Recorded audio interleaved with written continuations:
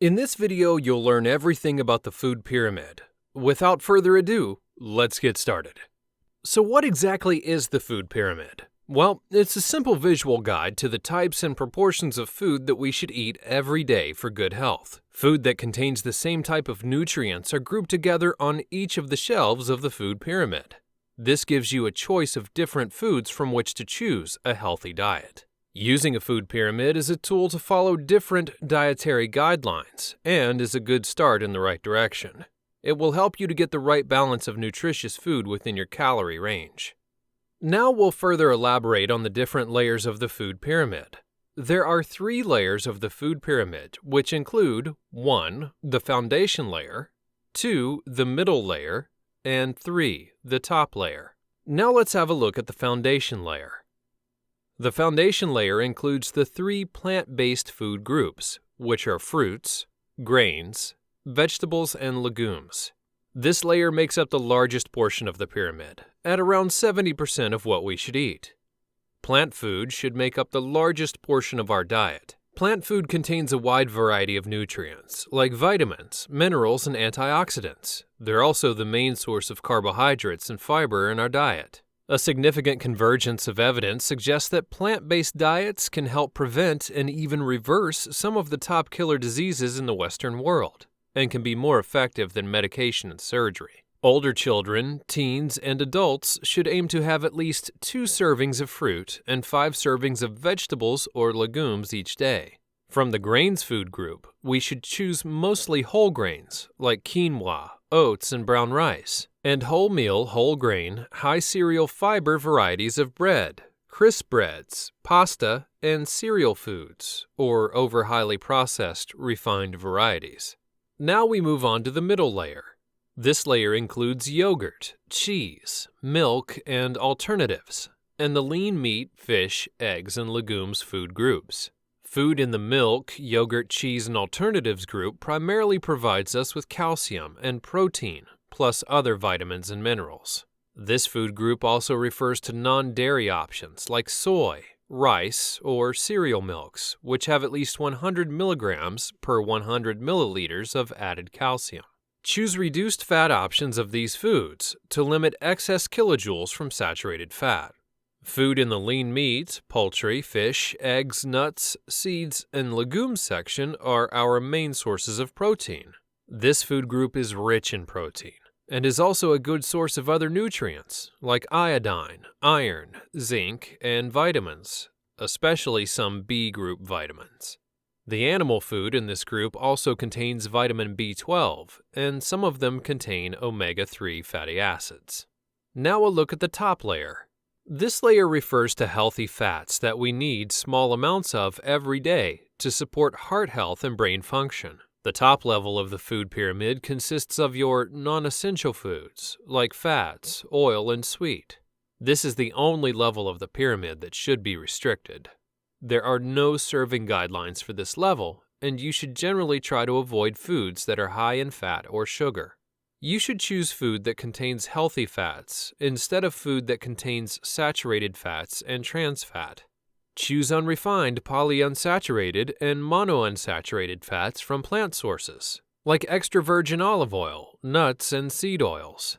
Limit the amount of saturated fat that you consume and avoid trans fat. We also get healthy fats from food in other food groups, such as seeds, avocados, fish, and nuts. We need these healthy fats to support our health and brain function. Healthy eating guidelines. The shape of the food pyramid immediately suggests that some foods are good and some should be eaten more often, but also that others aren't so good and should only be eaten occasionally.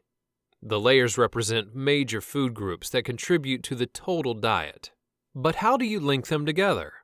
1. Choose water. 2. Increase herbs and spices.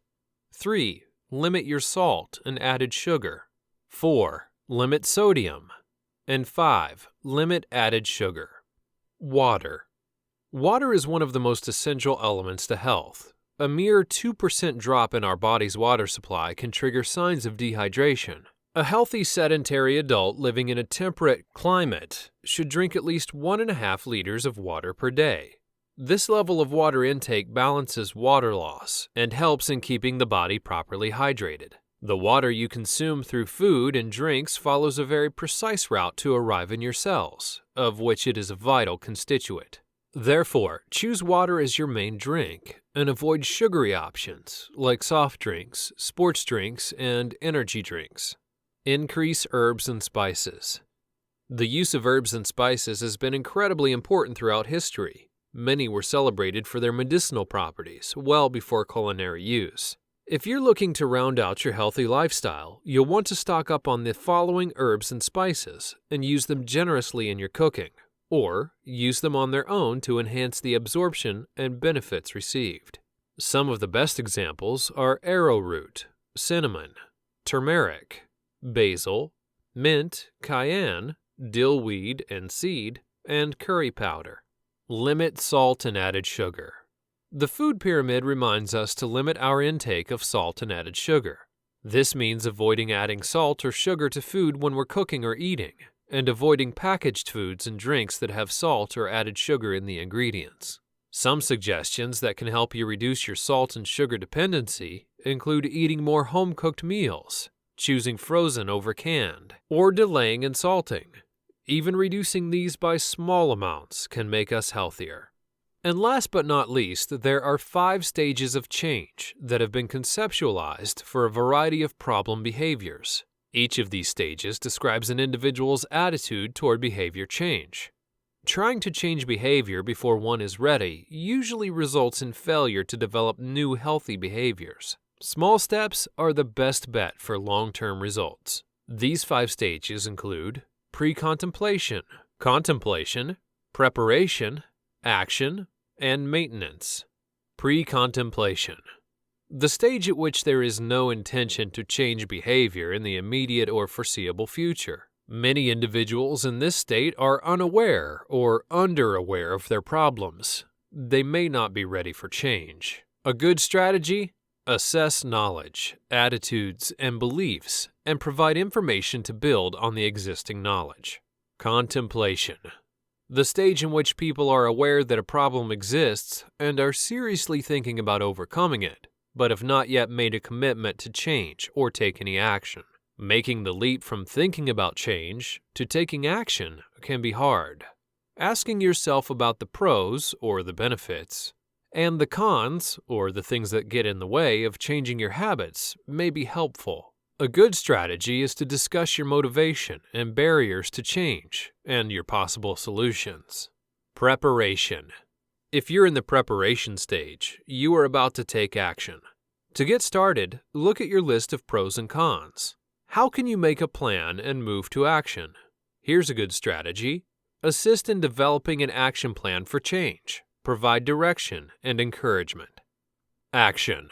The stage in which individuals modify their behavior, experiences, or their environment in order to overcome their problems. Action involves the most overt behavioral changes and requires a considerable commitment of time and energy.